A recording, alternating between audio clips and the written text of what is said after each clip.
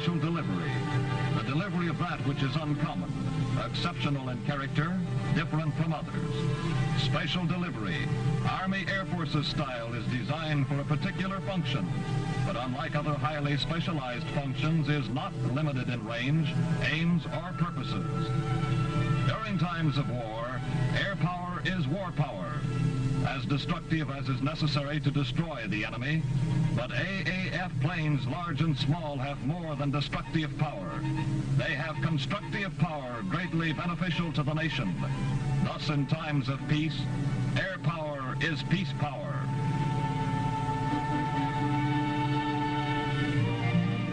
During war, instantaneous delivery was a daily function.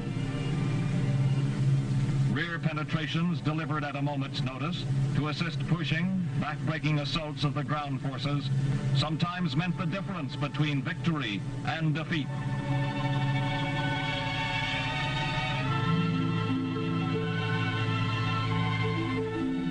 But AAF special delivery is not confined to war. Disrupted communications broken by the ravages of nature are immediately replaced, no matter how difficult the terrain. This same airplane was called upon to assist the late General Patton maintain the astounding speed of his history-making drive through Europe. Yet at the same time, in other parts of the world, the C-47 airplane was dropping food and medical supplies to men marooned in impenetrable regions. The size of the aircraft helped, not hindered, the different calls for delivery. A small aircraft could use landing areas impossible for use by larger aircraft. One of the great accomplishments of the little Cub was the ferrying of wounded from isolated outposts. Flying over jungle or water. The long-range hospital planes that gave medical attention as well as transportation to suffering men. Airline routes for peacetime were pioneered by the famed Air Transport Command's War Special Delivery. The formidable flying fortress that brought fear to the hearts of the enemy carried serum over the great ice expanse of Alaska.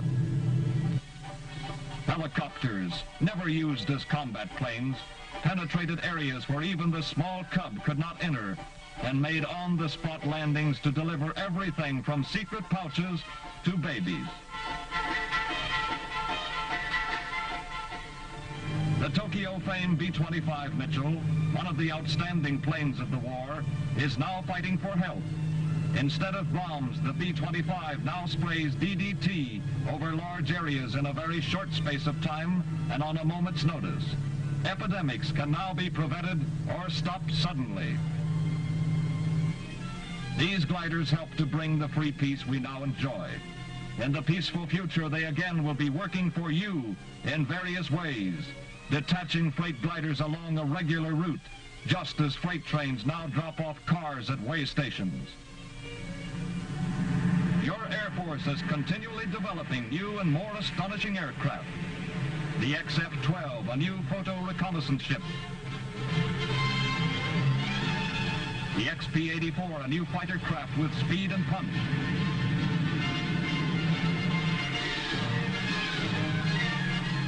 The small flying wing and the giant XB-35. The C-74, one of the world's largest. The AAF dreams of today will be the aircraft of tomorrow. The B-29, one of the most favored of our Sky Armada, spread long-range death and destruction on the Japanese enemy and proved the vulnerability of their home islands to air attack.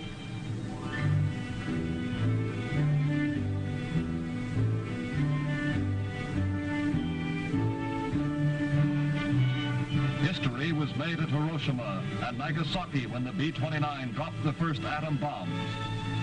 After the Japs were brought to their knees by this stupendous attack, the B-29 continued its history-making career by flying non-stop from Tokyo to Washington, D.C., accomplishing one of aviation's great feats.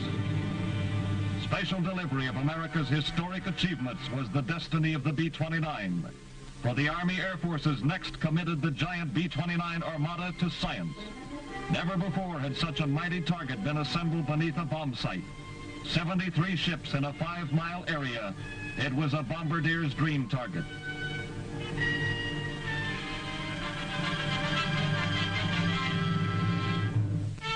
On Kwajalein, the ground crews prepared for crossroads, fully aware of the watchful eyes of the world. With calm precision, they checked the motors for last-minute adjustments. Each entire aircraft was given a final tune-up. Special equipment long kept under protective covers against the elements was brought out and installed. The last rehearsals are held with the drone planes, carriers of all kinds of scientific instruments for measuring the effects of the blast. The ground beep pilot takes the plane off the ground.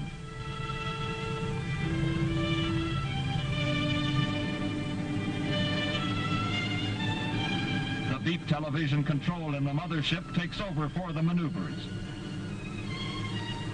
Finally, the drone is turned back to a ground beep control for a perfect landing.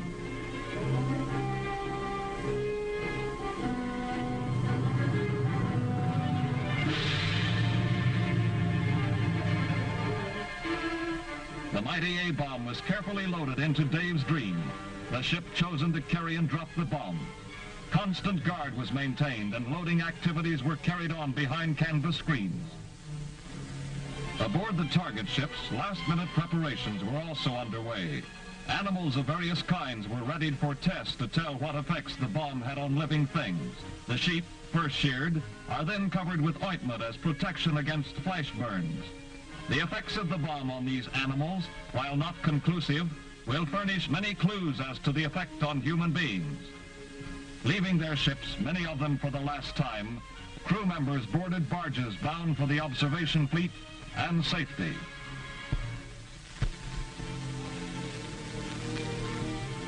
Early morning, July 1st, 1946. Able day in the Pacific, D-Day of Operation Crossroads.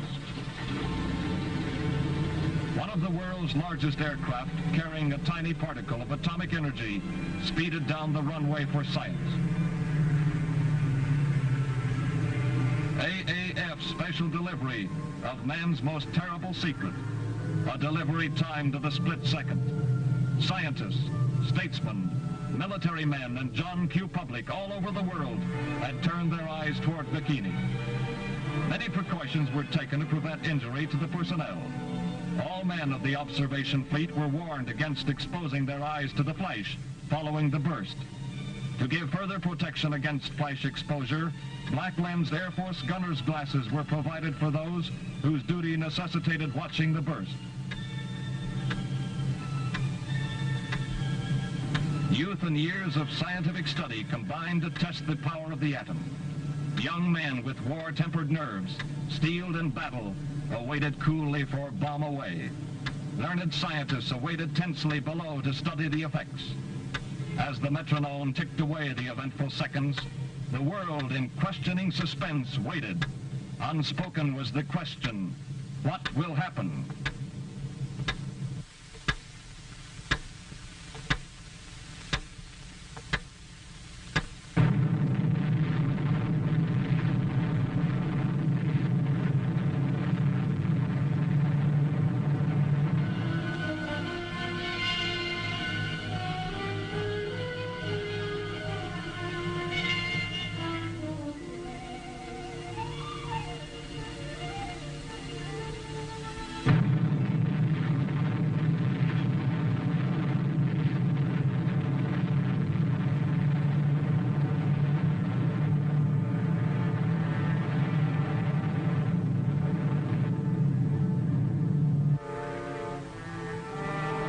Peeks into the power of the universe.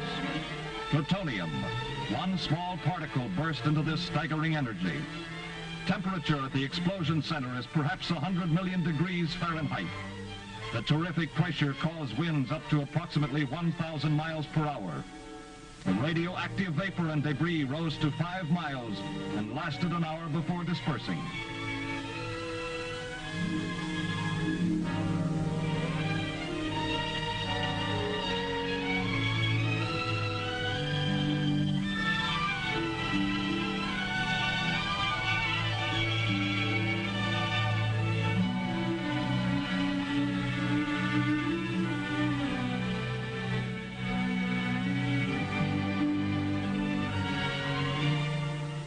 The inspection and salvage fleet moved cautiously toward the target area, testing for radioactivity with Geiger counters.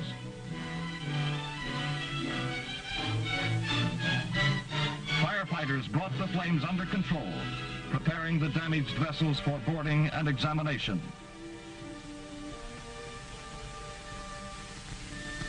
Scientific instruments were removed from the ships and given to the laboratories for careful study. X-ray and high-speed atomic particles, both deadly types of radioactivity, were discovered. Heavy damage was sustained by a large part of the target ships. The Saratoga was severely hit. The Jap cruiser Sakawa was damaged so badly that it later sank.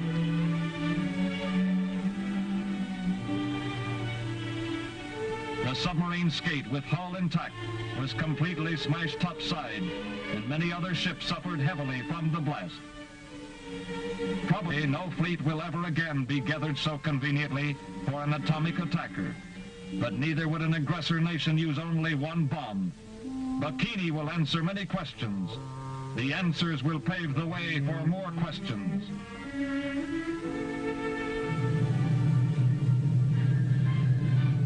The never-ending stream of questions of the future can only be answered by continuous study today. Science seeks through research and development. Your air forces in war led the world in war power. Today, in peace, it leads the world in peace power.